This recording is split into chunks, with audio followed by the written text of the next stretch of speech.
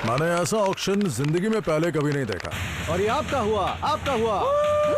इतनी ज्यादा भीड़ थी कि मेरा दिमाग खराब हो रहा था। क्या कमाल का आइटम था। कीमत क्या होगी? उस तरह के आइटम से मैं पैसे कमा सकता हूँ हर रोज। हर साल अरबों डॉलर की प्रॉपर्टी पूरी दुनिया में ट्रैवल करती है और उसमें से 1% खो जाती है। जब इसे कोई क्लेम नहीं करता तो पब्लिक ऑक्शन में इसे सबसे ज्यादा बोली लगाने वाले को बेच दिया जाता है। किस्मत की चाबी इन्हीं सूटकेसेस में छिपी है। लेकिन अगर आपको अमीर बनना है तो रिस्क तो लेना ही पड़ेगा। बिली लरॉय, फॉर्मर एड एग्जीक्यूटिव, अपनी पहली पेंटिंग $18,000 में बेची। न्यूयॉर्क में इनकी खुद की एंटीक और प्रॉप शॉप है। सही डील करना बच्चों का खेल नहीं है। मार्क मायर, लॉन्ग आइलैंड के एक थ्रिफ्ट शॉप ओनर, 16 साल की उम्र में इन्होंने विंटेज वॉच 10 गुना ज्यादा कीमत पर बेची। मैं एक हसलर हूँ, मैं कुछ भी खरीद और बेच सकता हूँ। लॉरेंस और सैली मार्टिन, लॉरेंस एक फॉर्मर एरोस्पेस इंजीनियर है और सैली एक MBA। पिछले 20 सालों से LA में ये दोनों एक एंटीक स्टोर चला रहे हैं। तुम्हारे पास कमाल के आइडियाज हैं, लेकिन उन आइडियाज को एग्जीक्यूट करने के लिए तुम्हें मेरी जरूरत है। ये है baggage battles. Sold! Vancouver, British Columbia, Canada का वेस्ट कोस्ट। ये शहर घिरा है पैसिफिक ओशन, बड़े घने जंगल और बर्फ से ढके पहाड़ों से। ये शहर ट्रैवलर्स को बहुत आकर्षित करता है। 1886 में द ग्रेट वैंकूवर फायर ने इस पूरे शहर को तबाह कर दिया था। 4 लोगों को शहर फिर से बनाने का काम सौंपा गया और उन्होंने ही पहली पुलिस फोर्स बनाई। आज वैंकूवर पुलिस डिपार्टमेंट पहले से 300 गुना ज्यादा बड़ा है। हर साल BPD 12,000 से ज्यादा खोए हुए पर्सनल आइटम्स या वो आइटम्स जिन्हें सबूत के तौर पर जब्त कर लिया जाता है उन्हें रिकवर करते हैं और कनाडा के सबसे बड़े पुलिस ऑक्शन में बेच देते हैं। इस ऑक्शन में मेरी स्ट्रेटेजी है कि सही आइटम का इंतजार करो और उसके बाद बोली लगाओ। इससे बिना नुकसान के बड़ा फायदा हो सकता है। सभी को लगता है कि कनाडा रहने के लिए एक सेफ जगह है, लेकिन सच बात तो यह है कि वैंकूवर का क्राइम रेट बहुत ही ज्यादा है। यानी कि सब चोरी का माल है जिसे पुलिस जब्त करती है और फिर बाद में ऑक्शन में बेच देती है। मुझे लगता है कि आज से पहले हम इतने बड़े ऑक्शन में कभी नहीं गए हैं। यहाँ 800 से ज्यादा लॉट्स हैं और आज 1500 से ज्यादा लोग आ रहे हैं। इसका मतलब हुआ कि आज बहुत भीड़ होने वाली है।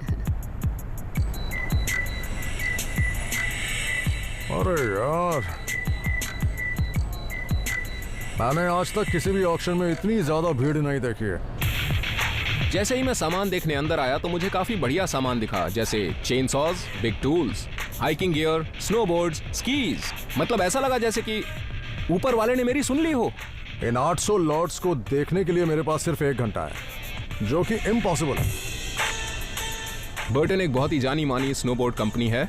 इसका डिजाइन अच्छा है, इसकी बढ़िया बाइंडिंग्स भी हैं। हम वैंकूवर में हैं, यानी कि स्कीइंग का काफी सामान मिलेगा, जैसे कि स्नोबोर्ड वगैरह। मैं चाहता हूं कि बिजनेस के साथ साथ मैं अपने लिए भी कुछ खरीदूं। अगर ये स्नोबोर्ड ऑक्शन के लिए आया तो मैं इसे अपने लिए खरीद कर ही जाऊंगा। इस बैग में कॉमिक्स हैं, मुझे ये पसंद आया और मुझे लगता है कि इसमें नई के साथ पुरानी वाली भी जरूर होंगी। बस आज किस्मत हमारा साथ दे दे, हमें इसमें कुछ कमाल का मिल जाए तो हमारी लॉटरी लग जाएगी। पता नहीं इस बैग में क्या हो, क्योंकि ये बैग एक मिस्ट्री बैग है। मैं इनमें से एक पर बिड कर सकता हूँ। ये काफी अच्छे हैं।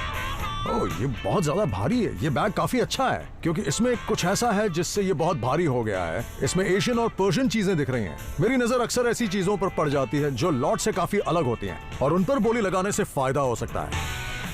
मुझे लगता है कि इस तरह की डॉल्स की काफी डिमांड है। इसमें काफी डिटेलिंग होती है और ये नई है। ये पता करने के लिए आप इसके पीछे लिखी डिटेल्स को पढ़ सकते हैं। ये देखिए यहाँ लिखा होता है कि असल में इन डॉल्स को कब बनाया गया था। ये बनी है ईयर 2000 में। मुझे ऐसा लगता है कि एक डॉल की कीमत कम से कम $100 से $150 तक जरूर होगी। मैं जानती हूँ कि बिली को ये पसंद आएंगी और वो इन पर बोली जरूर लगाएगा। बिली बड़ा है लेकिन दिमाग बच्चे जैसा है। मुझे लगता है कि वो अभी भी बार्बी डॉल से खेलता होगा। ये तो बहुत कमाल की हैं। ये सभी एक्शन डॉल्स असल में जर्मन हैं और इन डॉल्स की सबसे इंटरेस्टिंग बात यह है कि इन्हें जो यूनिफॉर्म्स पहनाई गई हैं वो एकदम एक्यूरेट हैं। जरा इन डिटेल्स को तो देखिए। इसने पहन रखी है एक leather you boat captains jacket you boat hat के साथ और इन सब की क्वालिटी वाकई बहुत बहुत अच्छी है। क्योंकि ये यूज्ड है तो मुझे लगता है कि एक की कीमत $20 से $40 तो होगी। अगर ये लॉट $500 में मिल जाए तो बहुत अच्छा होगा।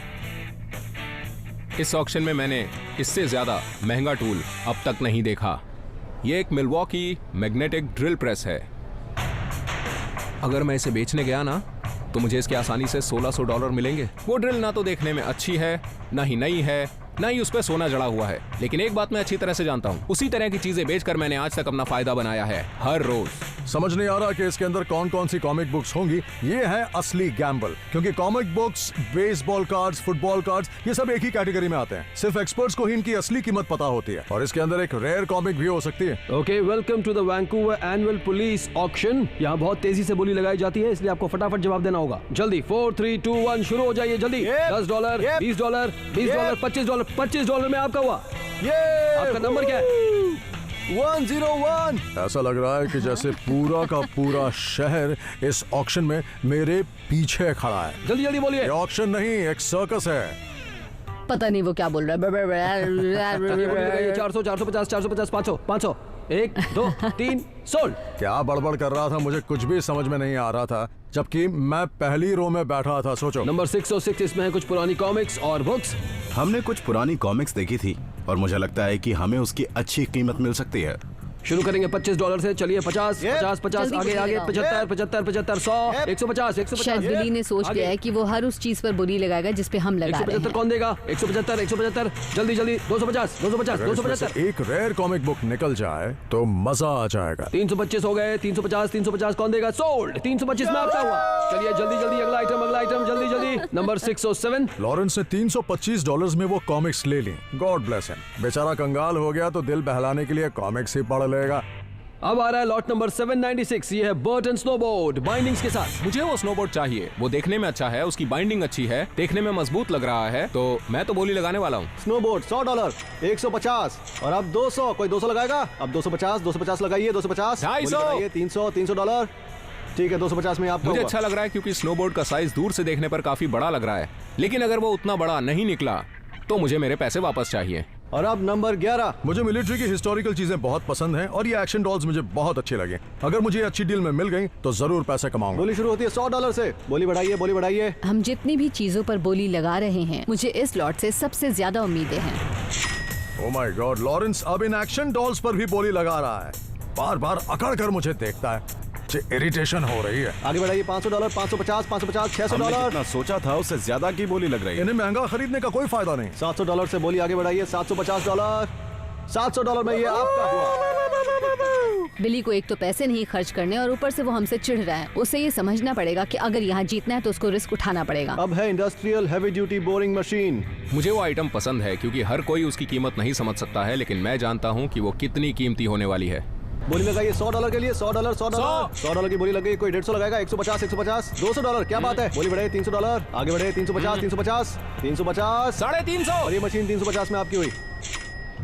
मैंने ये घड़ियां पहले नहीं देखी थी, मुझे टाइम ही नहीं मिला था, लेकिन अब देख रहा हूँ। उनमें से कुछ पॉकेट वॉचेस हैं जो कि 19th सेंचुरी की लग रही हैं, और यही वजह है कि मैं बोली लगाने वाला हूँ। बोली शुरू होती है $500 से। $500, कोई $600 लगाएगा? $600, $600, 700, सभी 700, शांत हो गए हैं। अब सही वक्त है बोली लगाने का। $700, $650। ठीक है, आगे बढ़िए। $700, $700, लास्ट कॉल। कोई $700 लगाएगा? 650 में आपकी हुई। मैंने $650 दिए हैं, और मजा आ जाएगा अगर ये पॉकेट वॉचेस स्टर्लिंग सिल्वर हो और 19th सेंचुरी के हों। और नंबर 725 में है सिल्वर आइटम्स, स्टर्लिंग सिल्वर के कुछ पीसेस। मुझे अब तक हमेशा ही सबसे ज्यादा फायदा हुआ है सिल्वर आइटम से, और अगर ये टी शर्ट सच में चांदी का है तो समझ लो कि मुझे $1200 का फायदा हो ही गया। तो ठीक है, बोली शुरू करते हैं $100 से। $100, कोई लगाएगा? $150। 150, ठीक है, $150, कोई $200 लगाएगा? $100, $150 और फिर सब चुप। कोई बोली लगा ही नहीं रहा था, सिर्फ मैं ही बिडिंग कर रहा था, और मुझे ये सोचकर घबराहट होने लगी कि कहीं ये असली चांदी ना हुआ, सिर्फ एंटीक सिल्वर प्लेटेड सेट हुआ तो फिर क्या होगा। बेटा मत खरीदो, कबाड़ है, बार बार नहीं नुकसान होगा। 100 से ऊपर बोली लगाइए। कोई 200 की बोली लगाएगा? 150 में ये आइटम आपका हुआ। स्टर्लिंग सिल्वर है इसलिए खरीदी है। उम्मीद है कि ये स्टर्लिंग सिल्वर हो, ना कि सिल्वर प्लेट, क्योंकि दोनों में बहुत ही छोटा सा फर्क है, जमीन आसमान का। तो ये लीजिए, अब ये अगला आइटम आ रहा है। ये बैग तो मैं पहले भी देख चुका हूँ। ये नहीं पता कि इसके अंदर क्या है, लेकिन वो बहुत भारी है, तो मैं बोली लगाऊंगा। तो चलिए बोली शुरू करते हैं $100 से। $100, कोई 150 लगाएगा? 200, क्या बात है? 250, 250, 300, क्या बात है? 400 से आगे बढ़ाइए। चलिए $400 में ये आइटम आपका हुआ। ये मेरा हो गया। मैंने इस ऑक्शन में $1000 खर्च किए हैं। मैंने पर्सनल आइटम्स का बैग $400 में लिया और 3 पॉकेट वॉचेस ली हैं $650 में। काफी अच्छा सामान है। ये काफी अच्छी 19th सेंचुरी पॉकेट वॉचेस हैं। अब सवाल ये है कि क्या ये सिल्वर हैं या सिर्फ सिल्वर प्लेटेड है। फायदा तभी होगा अगर सिल्वर की है, अगर ये नहीं है और निकल की निकली तो बहुत नुकसान होगा। बस एक ही तरीका है इसे चेक करने का, इसे खोल कर देखा जाए। ओह, ये तो कमाल है, ये सिल्वर है, इस पर लिखा है कॉइन सिल्वर। ये स्टर्लिंग सिल्वर नहीं है, ये शायद उसी के आसपास होगा, लेकिन ये सिल्वर ही है, ये बेस मेटल नहीं है। देखता हूं चलती है या नहीं।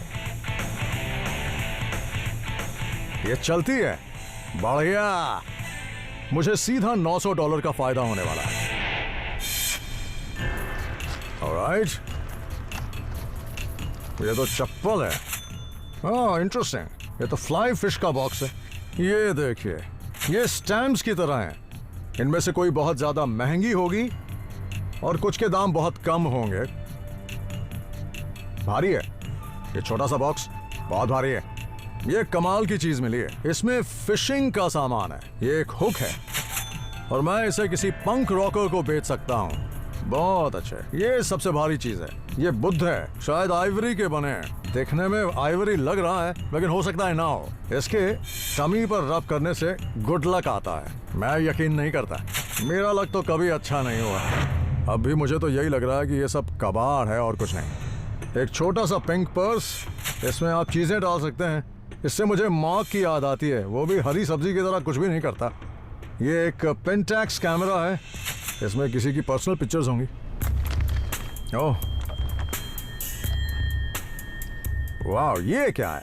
ओके, ये मार्टिन फिश ल्योर कंपनी का है। ये शायद 1940s का होगा। इसकी कीमत है $1.40 और 1940s में ये उतने का था। और ये अच्छी बात है क्योंकि अब उसकी कीमत ज्यादा होगी और मुझे फायदा होगा। चलो देखते हैं अंदर क्या है। वाह, ये क्या चीज है? ये तो मेरे हाथ में खजाना लग गया। मुझे इसी तरह की चीजें बहुत पसंद आती हैं। मुझे इसके $20 तक तो मिल ही जाएंगे। किसी एक्सपर्ट को दिखाना पड़ेगा, लेकिन मुझे ऐसा लग रहा है क्योंकि ये 1940s या 30s का है तो आज इसकी और ज्यादा अच्छी कीमत मिल सकती है। ऑसम। हमने ऑक्शन में $1025 खर्च किए हैं, जिसमें से 325 में कॉमिक बुक्स आई हैं और $700 में एक्शन डॉल्स आई हैं। इन्हें बहुत ही ध्यान से देखना होगा। देखो, जितना जल्दी हो सके हमें इन डॉल्स को बेचना होगा। एक प्रॉब्लम तो है, लेकिन हो सकता है कि इससे हमें कोई फायदा हो जाए। देखते हैं क्या क्या है। ये मिलिट्री कलेक्टिबल फिगर्स हैं। इन्हें अच्छी तरह से बनाया गया है। देखो, इनके हाथ पैर भी घूम सकते हैं और ये काफी सोच समझ कर डिजाइन किए गए हैं। अच्छी चीज है। हाँ, और यहाँ पर काफी सारे हेलमेट्स हैं और हैट्स। इन पर स्वास्तिक बना हुआ है। ओह वाह, पहले हमारा इन पर ध्यान ही नहीं गया। ये है नाज़ी जर्मन एक्शन फिगर्स। उस वक्त हमें अच्छे से देखना चाहिए था। सच में मैं इन्हें जल्द से जल्द बेचना चाहती हूँ। यहाँ वर्ल्ड वॉर 2 का एक बड़ा सा कलेक्टर बेस है। पता नहीं वो अमेरिकन है या फिर जर्मन है। मुझे लगता है कि अगर हम इसे बेच पाए तो हमें इसके कम से कम $20 से $30 तो मिल ही जाएंगे। सही कहा ना मैंने? अच्छा होगा। ओके, अब इसे खोलो। I am ready. तुम तैयार हो? मैं तैयार हूँ। ऑलराइट, ये रही। हमने कुछ सबसे पहली कॉमिक्स के पुराने एडिशंस खरीदे हैं। सबसे पहली कॉमिक्स जो 30s में मिला करती थी, वो भी सिर्फ 10 सेंट्स में। तो अगर इन पर 10 सेंट्स लिखा है, मतलब कि वो 30s की हैं। 60 सेंट्स तो आराम से होंगे। और ये वाली, इन पर तो $1 लिखा है। नहीं, मुझे ये पसंद नहीं आई। ओह, ये देखो, स्पाइडरमैन 12 सेंट की। ओह, दिखाना जरा। ये अच्छी कंडीशन में है और स्पाइडरमैन की काफी डिमांड है। और ये देखो, ये 12 सेंट्स की है। ये देखो, ओह, ये अब तक की सबसे अच्छी कॉमिक है। तो क्या लगता है इनसे पैसे वसूल हो जाएंगे? $325। सच कहूँ तो मैं इसके $325 कभी नहीं दूंगा। मुझे अच्छी कंडीशन में एक फिशिंग हुक मिला है जो कि 1930s या 40s का है। मुझे इसके बारे में कुछ नहीं पता। फिशिंग के बारे में मैं कुछ नहीं जानता, इसलिए मुझे इसे एक एक्सपर्ट के पास चेक करवाना होगा। कैसे हैं आप? बढ़िया, आ जाओ। वाह, क्या बात है। मुझे ये ऑक्शन में मिला। जरा आप ध्यान से देखें। सच कहूं तो इसका ज्यादातर सामान किसी काम का नहीं है। ये वाला इंटरेस्टिंग लग रहा है। ये एक ओल्ड मार्टिन फिशिंग हुक है। इसे ओरिजिनली नॉर्थ अमेरिका के वेस्ट कोस्ट पर पाई जाने वाली सैमन को पकड़ने के लिए बनाया गया था। इसके जो ओरिजिनल प्लग्स हैं वो मिनेसोटा से आए हैं। इसे इन्वेंट किया था जेम्स हेडन ने, और वो भी 1900s में। स्कॉट तो मुझे पूरी की पूरी कहानी सुनाने बैठ गए, पर मैं ये सोच रहा था कि भाई मुझे इसकी सही कीमत ही बता दो। अगर इसे सही कलेक्टर को बेचा जाए, क्योंकि मार्केट में ऐसे काफी कलेक्टर्स हैं जो ऐसे Okay. एंटीक फिशिंग हुक्स लेते हैं और ये अच्छी कंडीशन में भी है, तो मुझे लगता है कि आपको इसके आसानी से $400 मिल सकते हैं। क्या बात कर सच रहे में हैं? आपको फायदा हुआ है, ये एक बहुत ही अच्छा पीस अरे है। क्या बात है, इस फिशिंग हुक की कीमत $400 है। उससे ये पता चलता है कि कलेक्टर्स कुछ भी खरीद लेते हैं। शायद मुझे भी फिशिंग बिजनेस में उतरना पड़ेगा, क्या ख्याल है?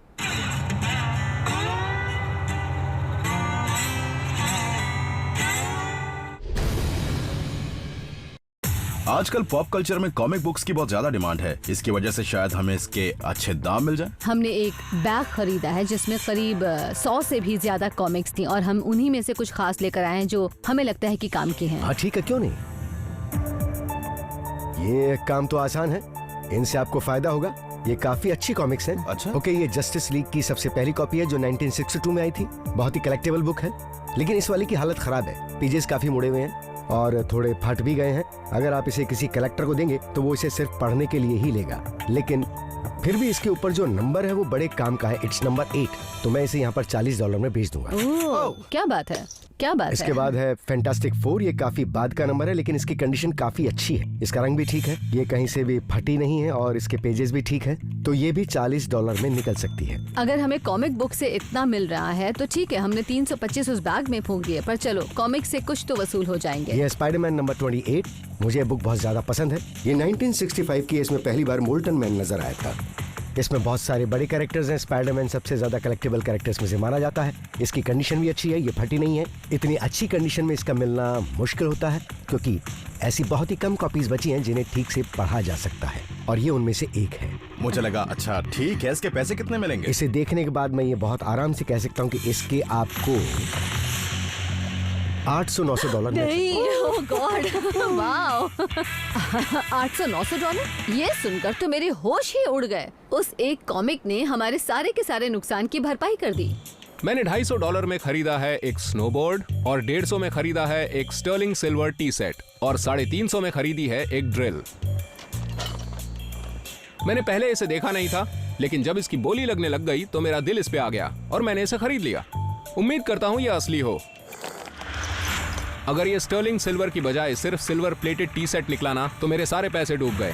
देखने में ये काला लग रहा है, यानी कि ये असली सिल्वर नहीं है। ओह, और इस पर लिखा भी हुआ है ये सिल्वर प्लेटेड है। मुझे खुद पर बहुत गुस्सा आ रहा है, क्योंकि बेवकूफ़ों की तरह मैंने इस पर बोली लगा दी और मुझे ये नहीं खरीदना चाहिए था। ऑक्शन का सबसे पहला उसूल यही होता है कि ऑक्शनियर को सीरियसली मत लो। अब मेरी उम्मीदें बाकी दोनों आइटम्स पर टिकी हुई हैं।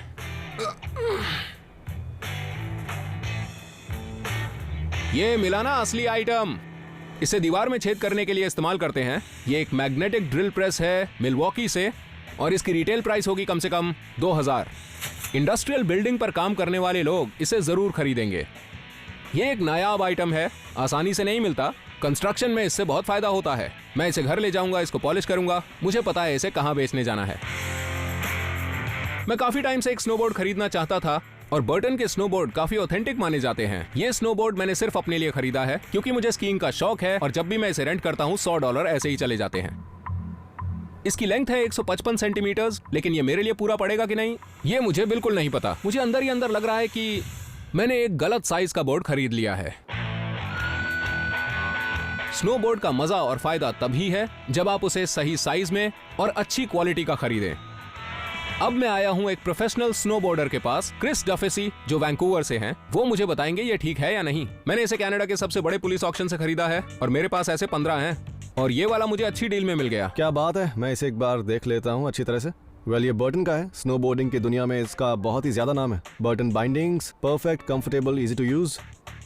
तो यानी कि अगर इन सारी चीजों को ध्यान में रखें तो मुझे स्नोबोर्ड के कितने मिल जाएंगे? अगर नया खरीदने जाओगे तो ये तुम्हें कम से कम $1500 का पड़ेगा। इस ऑक्शन में मुझे एक अच्छी डील मिल ही गई। बस अब उम्मीद ये है कि ये स्नोबोर्ड मुझे अच्छे से फिट हो जाए। मुझे ऐसा क्यों लग रहा है कि यह बोर्ड मेरे लिए छोटा पड़ जाएगा? क्या ये मेरे लिए सही साइज होगा? हाँ बिल्कुल ठीक है। तुम्हारी बॉडी की शेप के हिसाब से ये बोर्ड एकदम ठीक है। तुम्हें अच्छी डील मिली है। ये तो कमाल हो गया। ये मेरा ही साइज और शेप है, बस अब इससे शुरुआत की जाए। अब तुम्हारी तरफ से हम सबके लिए एक ड्रिंक। So let's go. हाँ हाँ जरूर, क्यों नहीं। बिली को ज्यादा प्रॉफिट की उम्मीद थी, लेकिन उसे सिर्फ $350 का मुनाफा हुआ। सैली और लॉरेंस को मिली एक रेयर कॉमिक बुक, जिससे उन्हें $1955 का मुनाफा हुआ। एक फेक टी सेट मिलने के बावजूद मार्क को ड्रिल मशीन से $1300 का मुनाफा हुआ और साथ ही उसे एक स्नोबोर्ड भी मिला। चलो स्नोबोर्डिंग की जाए। मजा आएगा।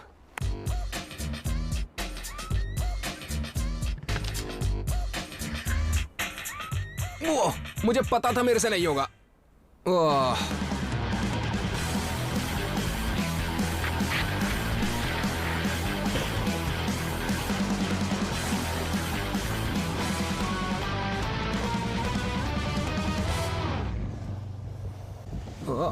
अरे फिर गिर गया। ओह, कैमरा भी टूट गया।